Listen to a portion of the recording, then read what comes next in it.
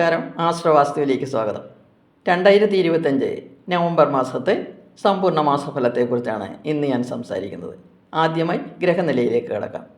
സൂര്യൻ നവംബർ മാസത്തിൽ തുലാം, വൃശ്ചികം എന്നീ രാശികളിലൂടെയാണ് സഞ്ചരിക്കുന്നത്. നവംബർ 16 വരെ തുലാം രാശിയിലും 17 മുതൽ 30 വരെ വൃശ്ചികൻ രാശിയിലുമായി നിൽക്കുന്നു. കുജൻ ഒക്ടോബർ 27 വൃശ്ചികത്തിലേക്ക് സഞ്ചരിച്ചു. ഡിസംബർ 6 വരെ അവിടെ സ്ഥിതി ചെയ്യും. ബുധൻ ഒക്ടോബർ 24 വൃശ്ചികത്തിലേക്ക് രാശി മാറി. വ്യാഴം ഒക്ടോബർ 18 കർക്കിടകത്തിലേക്ക് രാശി മാറി. ഡിസംബർ 5 തിരികെ മിഥുനത്തിലേക്ക് രാശിമാറ്റം നടത്തും. ശുക്രൻ നവംബർ 25 വരെ തുലാം രാശിയിലും ശേഷം വൃശ്ചികത്തിലും സ്ഥിതി ചെയ്യും. കേതു ചിങ്ങത്തിലും രാഹു കുംഭത്തിലുമായി സ്ഥിതി ചെയ്യുന്നു. മുകളിൽ പറഞ്ഞ ഗ്രഹങ്ങളുടെ സഞ്ചാരം അനുസരിച്ചാണ് ഞാൻ ഫലം പറയുന്നത്. തുലാം രാശിയുടെ ഫലങ്ങളെക്കുറിച്ചാണ് ഇന്ന് ഞാൻ സംസാരിക്കുന്നത്. ചിത്തിരേര, ചോതി, വിശാഖം, മുക്കാൽ എന്നീ നക്ഷത്രങ്ങൾ ചേർന്നതാണ് തുലാം രാശി. തുലാം രാശിയുടെ സർവാഭിഷ്ടഭാവാധിപനായ സൂര്യൻ നവംബർ മാസത്തിൽ തുലാം രാശിയുടെ ജന്മഭാവത്തിലൂടെയും ധനഭാവമായ 2ാം ഭാവത്തിലൂടെയുമാണ് സഞ്ചരിക്കുന്നത്. ജന്മഭാവത്തിലൂടെ നീചനായി സഞ്ചരിക്കുന്ന സൂര്യൻ ശാരീരിക ക്ലേശങ്ങളും ചെറിയ അസുഖങ്ങളും മനക്ലേശങ്ങളും തൊഴിലിൽ അശ്രദ്ധയും ഉണ്ടാക്കാം. പൊതുവെ സുഖത്തിനും ഓജസ്സിനും ശക്തിക്കും ഒരു കുറവുണ്ടാകാം. നവംബർ 16 ധനഭാവത്തിലേക്ക് സഞ്ചരിക്കുമ്പോൾ ധനച്ചിലവുകൾ ശ്രദ്ധിക്കണം. മൊത്ത വ്യാപാരം നടത്തുന്നവരും ഊഹക്കച്ചവടത്തിൽ ഏർപ്പെട്ടിരിക്കുന്നവരും വളരെ ശ്രദ്ധിക്കണം. വിചാരിക്കുന്ന ലാഭം ലഭിക്കുകയില്ല. പുതിയ പദ്ധതികളൊന്നും ഈ സമയത്ത് തുടങ്ങുന്നത് ശരിയല്ല. അനാവശ്യ ചിലവുകൾ ഉണ്ടാകാം. പണം നഷ്ടപ്പെടാതെ സൂക്ഷിക്കണം. മോശമായ കൂട്ടുകെട്ടുകളിൽ നിന്ന് അകന്നു നിൽക്കുന്നതാണ് നല്ലത്. എല്ലാ വീഡിയോയിലും ഞാൻ തുടക്കത്തിൽ സൂര്യൻ നിങ്ങൾക്ക് എല്ലാ മാസവും നൽകുന്ന ഫലങ്ങളെക്കുറിച്ച് പറയാറുണ്ട്. എന്നാൽ മറ്റുള്ള ഗ്രഹങ്ങൾ പലതും നിങ്ങൾക്ക് അനുകൂല ഫലങ്ങളായിരിക്കും ആ മാസങ്ങളിൽ നൽകുന്നത്. ആ ഗ്രഹങ്ങൾ നൽകുന്ന അനുകൂല ഫലങ്ങൾ കൊണ്ട് മേൽപ്പറഞ്ഞ സൂര്യൻ്റെ പ്രതികൂല ഫലങ്ങൾക്ക് കുറവ് വരും എന്നുകൂടി മനസ്സിലാക്കിയിരിക്കണം. ഇവിടെ 10ാം ഭാവത്തിൽ വ്യാഴം ഉച്ചനായി സ്ഥിതി ചെയ്യുന്നു. ചാരവശാൽ 10ാം ഭാവത്തിൽ വ്യാഴം സഞ്ചരിക്കുന്ന സമയം അത്ര നല്ല ഫലങ്ങൾ അല്ല നൽകുന്നത്. എന്നാൽ ഉച്ചസ്ഥനായി നിൽക്കുന്ന വ്യാഴം എല്ലാവിധ ഗുണഫലങ്ങളും ഇവിടെ നൽകുന്നു. ഇവിടെ നിങ്ങൾക്ക് വ്യാപാരത്തിൽ പുരോഗതിയും ഉന്നത ജനസമ്പർക്കവും നല്ല കാര്യങ്ങൾക്ക് വേണ്ടിയുള്ള യാത്രയും കേസുകളിൽ വിജയവും നൽകുന്നു. ഉദ്യോഗസ്ഥർക്ക് സ്ഥാനക്കയറ്റം, അംഗീകാരം, പ്രശസ്തി എന്നിവ നൽകുന്നു. വരുമാനം വർദ്ധിക്കുന്നു. തൊഴിൽ രംഗത്ത് നടന്നിരുന്ന എല്ലാ പ്രശ്നങ്ങൾക്കും പരിഹാരവും ഉണ്ടാക്കുന്നു. 7ാം ഭാവാധിപനായ ചൊവ്വ ധനസ്ഥാനത്താണ് സ്ഥിതി ചെയ്യുന്നത്. ഇത് വ്യാപാരികൾക്ക് പ്രവർത്തനങ്ങളിൽ അനുകൂല ഫലങ്ങൾ നൽകുന്നു. 12ാം ഭാവാധിപനായ ബുധൻ നവംബർ 23 വരെ ചൊവ്വയുമായി യോഗം ചെയ്ത് നിൽക്കുകയും ചെയ്യുന്നു. ഇവിടേക്ക് വ്യാഴത്തിൻ്റെ ദൃഷ്ടിയുമുണ്ട്. ഇത് വ്യാപാരത്തിന് ഉയർച്ചയുണ്ടാക്കും. ബുധൻ്റെ 2ാം ഭാവത്തിലെ സ്ഥിതി വരുമാന വർധനവ് വളരെ കൂട്ടും.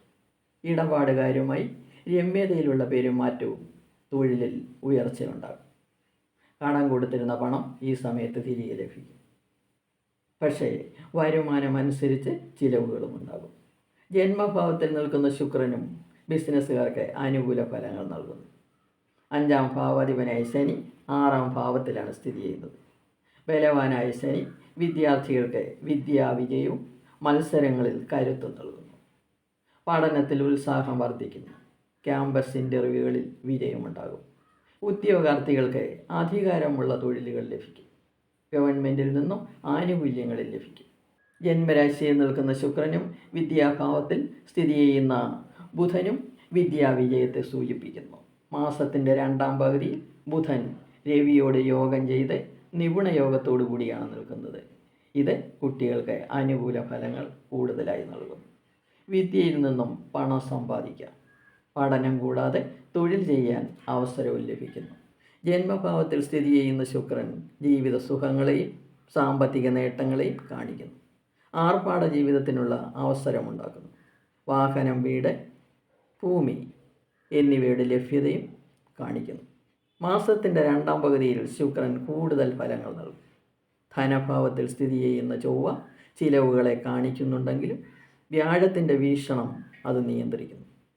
10ാം ഭാവത്തിൽ സ്ഥിതി ചെയ്യുന്ന വ്യാഴം നിങ്ങളുടെ 2, 4, 6 എന്നീ ഭാവങ്ങളിലേക്ക് ദൃഷ്ടി ചെയ്യുന്നു. ഇത് സാമ്പത്തിക നേട്ടങ്ങളെയും വിദ്യാ പുരോഗതിയെയും സഹോദര ഗുണത്തെയും ആത്മധൈര്യത്തെയും ശത്രുശമനത്തെയും സൂചിപ്പിക്കും. 11ാം ഭാവത്തിൽ സ്ഥിതി ചെയ്യുന്ന കേതു നിങ്ങൾക്ക് സർവ്വവിധ ഐശ്വര്യങ്ങളും നൽകും. പ്രവർത്തനങ്ങളിൽ വിജയമുണ്ടാക്കും. ശത്രുക്കളെല്ലാം മിത്രങ്ങളാകും. കർമ്മരംഗത്ത് നിന്ന് സാമ്പത്തികം വർദ്ധിക്കും. ഭൂമി ക്രയവിക്രയങ്ങളിൽ ഈ സമയത്തെ വരുമാനം വർദ്ധിക്കും. 5ാം ഭാവത്തിൽ സ്ഥിതി ചെയ്യുന്ന രാഹു മനസ്സുഖം കുറയ്ക്കും. സ്ത്രീകളിൽ നിന്നും കുട്ടികളിൽ നിന്നും പ്രയാസങ്ങൾ ഉണ്ടാക്കും. കർമ്മകാരകനായ ശനി 6ാം ഭാവത്തിലാണ് സ്ഥിതി ചെയ്യുന്നത്. ശനീശ്വരന് ഏറ്റവും ഇഷ്ടപ്പെട്ട ഭാവത്തിൽ നിന്നുകൊണ്ട് ഭാഗ്യാനുഭവങ്ങൾ ചൊരിയുന്നു. കൂടാതെ വ്യാഴത്തിൻ്റെ ദൃഷ്ടിയും കൂടിയുണ്ട്. കുടുംബസുഖവും ശത്രുക്കളുടെ നാശവും ഗ്രഹഭാഗ്യവും ധനധാന്യ സമൃദ്ധിയുമാണ് ശനി നൽകുന്നത്. കർമ്മരംഗത്ത് നിന്ന് അഭീഷ്ടസിദ്ധി ഉണ്ടാകുന്നു. ഗവൺമെൻറ്റിൽ നിന്നും സഹായങ്ങൾ ലഭിക്കുന്ന സമയം കൂടിയാണ്. മത്സരിച്ച് പുരോഗതി നേടാൻ കഴിയുന്ന ഒരു സമയം കൂടിയാണ്. സ്നേഹിതരിൽ നിന്നും സഹായങ്ങൾ ലഭിക്കും. പ്രണയിക്കുന്നവർക്കും ദമ്പതികൾക്കും സമയം മധ്യമമാണ്. കലഹങ്ങളിൽ നിന്ന് ഒഴിഞ്ഞു നിൽക്കണം എന്ന് സാരം. ഇത് മനസ്സിലാക്കി ജീവിച്ചാൽ പ്രശ്നങ്ങൾ ഒന്നും ഉണ്ടാവുകയില്ല. വിവാഹാലോചന നടത്തുന്നവർക്ക് അനുകൂല സമയമാണ്. പക്ഷെ പങ്കാളിയെ തിരഞ്ഞെടുക്കുന്നതിൽ ശ്രദ്ധ കൊടുക്കണം. അങ്ങനെ നവംബർ മാസത്തിൽ കൂടുതൽ ഗ്രഹങ്ങളും നല്ല അനുഭവങ്ങൾ തന്ന് നിങ്ങളെ അനുഗ്രഹിക്കുന്നു. നിത്യവും നാമം ജപിക്കുകയും സമയമുള്ളപ്പോൾ ക്ഷേത്രദർശനം നടത്തുകയും ചെയ്യുക. പതിവായി ആയില്യപൂജ നടത്തണം. രാശ്യാധിപനായ ചൊവ്വയെ പ്രീതിപ്പെടുത്താൻ ഗണപതി ഭഗവാന്റെ കീർത്തനങ്ങളും സൂര്യനെ പ്രീതിപ്പെടുത്താൻ ശിവക്ഷേത്രത്തിൽ ദർശനവും ശിവകീർത്തനങ്ങളും ജപിക്കുക. ഗുണഫലങ്ങൾ വർദ്ധിക്കും. എല്ലാവർക്കും നന്മകൾ നേർന്നുകൊണ്ട് നിർത്തുന്നു. ഇനി അടുത്ത വീഡിയോയുമായി വരാം. വീഡിയോ ഇഷ്ടപ്പെട്ടെങ്കിൽ സബ്സ്ക്രൈബ് ചെയ്യുക. സംശയങ്ങൾക്ക് വാട്സപ്പ് നമ്പറിൽ ബന്ധപ്പെടുക.